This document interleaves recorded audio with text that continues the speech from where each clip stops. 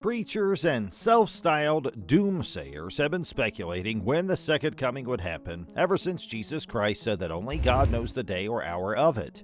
However, each time they made their predictions, another generation saw the sun come up. In recent weeks, prophecy interpreters have identified a novel reason for believing the apocalypse is nearing. Even those who condemn date setters sometimes remark, God's last judgment is coming soon, maybe in our lifetime, so get ready. On prophecy forums, in Bible study circles, and in churches, endless arguments have broken out. But why do they seem to be also worried right now? What precisely is the cause of it? We must first tell you the frightening tale of the Euphrates River in order for you to understand this. Hey everyone, welcome to Rapture Decoded.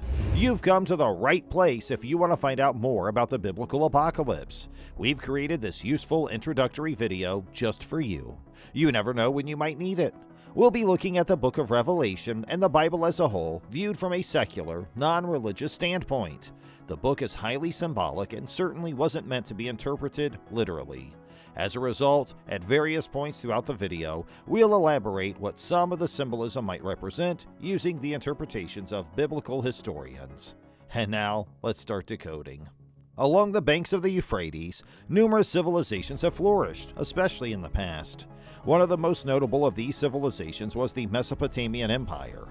Known as the Fertile Crescent, ancient Mesopotamia was situated in what is now Iraq, in the region between the Tigris and Euphrates. The river is the longest in Western Asia with a length of 1,740 miles. The Persian Gulf is where it empties after rising in eastern Turkey. On its journey, it travels through Turkey, Syria, and Iraq.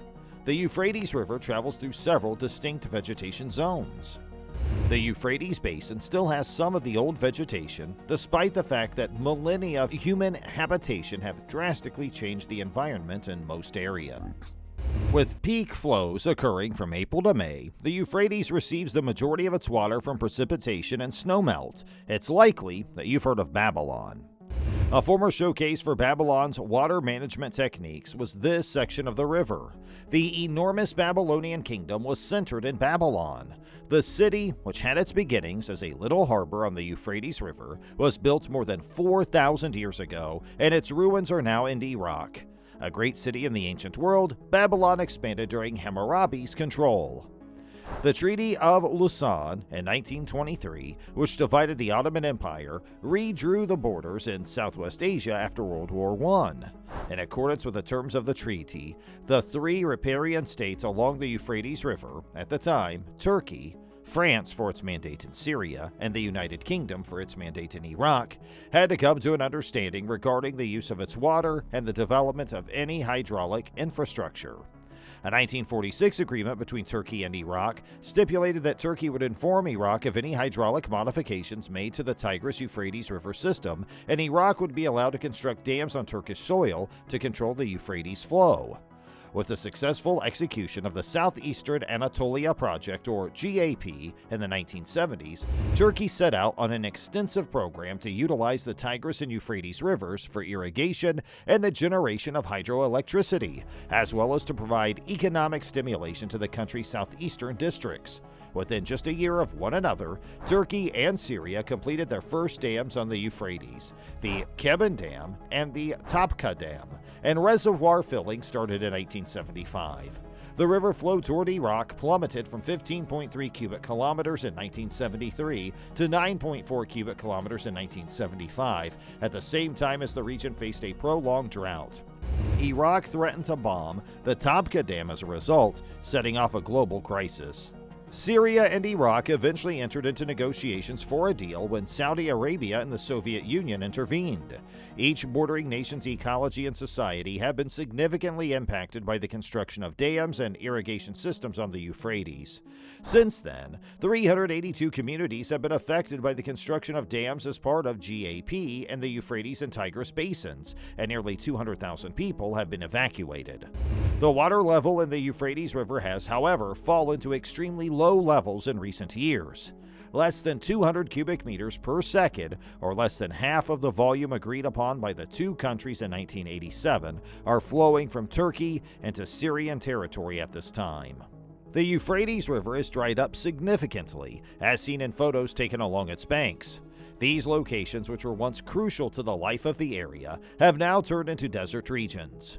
Images taken at the second largest dam on Syria's portion of the Euphrates River, the Rojava Dam, or Tishreen, show a significant decline in the river's level. Effectively stopping the flow of river water into Iraq and Syria is the Turkish state, which has been using the Euphrates as a weapon against Syrians for years. In accordance with the 1987 agreement reached between the governments of Damascus and Ankara, Turkey is required to provide 500 cubic meters of water per second to Syria. The occupying state, however, is not upholding the agreement and is only supplying 200 cubic meters of water per second at the moment. On land, the negative effects of declining water are very evident. The water cuts have caused the water levels in Syria's dam lakes to plunge, and the region's electrical output and supply have also decreased. In addition, less agricultural land is being used for farming along the Euphrates banks. Most importantly, it has become harder to get access to clean water. Serious health problems are being caused by this situation. The Euphrates River level reduction target of the Turkish government will result in humanitarian problems in the area, endangering 9 million Syrians who live along the river, the Autonomous Administration of North and East Syria said. The international world and human rights organizations have been urged to cease Turkey's provocative acts by the Dams Administration of North and East Syria. However, worries have been voiced regarding the ancient river's quick drying. Geological scientists are puzzled and concerned about what is causing this terrifying situation, as seen by the declining water levels. The UN has also issued a warning about the increasingly severe heat waves that will hit the Mediterranean. Syria is one of the countries most at risk according to the Global Climate Danger Index, and Lake Assad is suffering as a result of this cycle.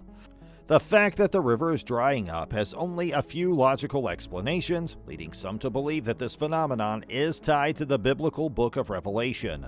Surprisingly, few people are shocked by the change since they think it was bound to happen since the Bible discusses it. The thing that scares people the most is that they are witnessing the fulfillment of the Bible's prophecy of the end of the world. Many others think that important chapters from the end of the world themed book of Revelation provide proof of Iraq's significance in such situations. In chapter 16 of the book of Revelation, the Euphrates River is mentioned. According to the chapter, the sixth angel poured out his bowl on the great river, the Euphrates, and its water was dried up, so that the way would be prepared for the kings from the east. The Euphrates River was the recipient of this act of the sixth angel. The contents of the bowl dried up the river. Most of the world's water has been contaminated or ruined by previous bowl rulings. It's not the goal of this decision to devalue or stop using this water. Instead, it appears to be about tearing down a protective wall to make room for Eastern rulers on the march. 5 times in the Bible, the Euphrates is referred to as the Great River. It defined the boundary of Israel's inheritance in the east. Israel had some protection from the promised land of Canaan, since the river was challenging to cross and a wilderness lay to the west of it. After flowing almost 2,000 kilometers in the direction of Palestine, it makes a southeast bend toward the Persian Gulf. The kingdoms of China and India lay east of the Euphrates, which at the time of Revelation's writing in the 1st century divided east from west. The army of Cyrus of Persia overthrew Babylon centuries earlier by rerouting the Euphrates River, which passed through the city. On the dry riverbed, troops were able to advance into Babylon and conquer the city. The eastern aggressor will cross the Euphrates during the Great Tribulation, advance into Babylon, and enter Palestine. Release the 4 angels that are restrained at the big river Euphrates. The 6th angel with the trumpet is told in Revelation chapter 9, verse 14. What does this actually mean? Exodus chapter 27 verse 2 describes a voice that John hears coming from the 4 horns of the golden altar, and it is this voice that utters the words. The 4 angels are held captive at the Euphrates River, which served as the ancient boundary between Assyria and Israel. This voice commands the 6th angel, who has the trumpet, to free them. The book of Revelation reminds us that God is ultimately in control of these events, permitting or ordaining them. Evil is never allowed to operate unchecked at the end times. We know they are demonic beings because they are said to be bound. These 4 angels are being held in the Euphrates Valley, which is a known connection to human wrongdoing. Demons are fallen angels who frequently wear chains of dreary darkness. The very first murder was most likely perpetrated along the Euphrates River, close to the Garden of Eden.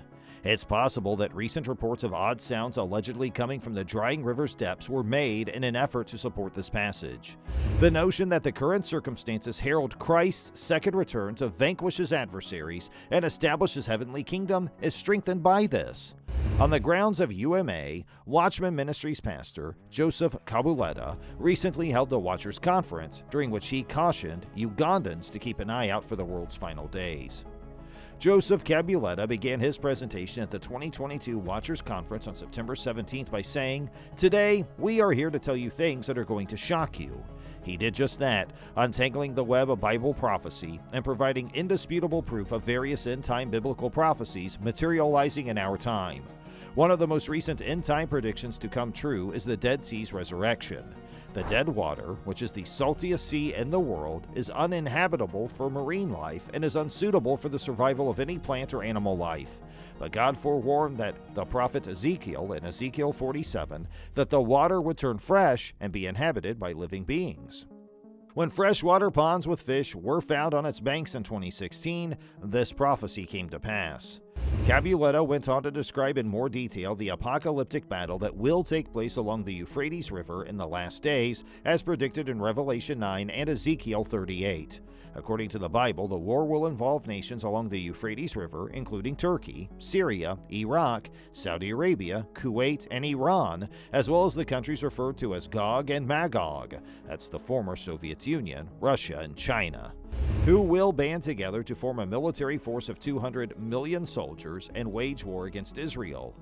Kabuleta asserts that if a 200 million strong army invades Israel, it will be left with no choice except to use nuclear weapons or risk erasing themselves from the face of the earth. In this battle, warriors will be able to move freely since the Euphrates River will dry up, according to Revelation 16:12. With the river drying up, this prophecy has also come true this year. The river will be completely gone by 2040, according to experts, if nothing is done. The entire world will join the effort to find a temporary peaceful settlement between the warring parties due to the immense destruction brought on by war. According to Kabuleta, this will lead to the signing of the 7-year peace treaty referred to in Daniel chapter 9, verse 27. So what do you think is happening? Does climate change cause the river to dry up, or are the predictions coming true? Thanks for watching this video. We really hope you enjoyed it. And if you like this kind of stuff, then please subscribe, like and share with your friends, and we'll see you in our next video.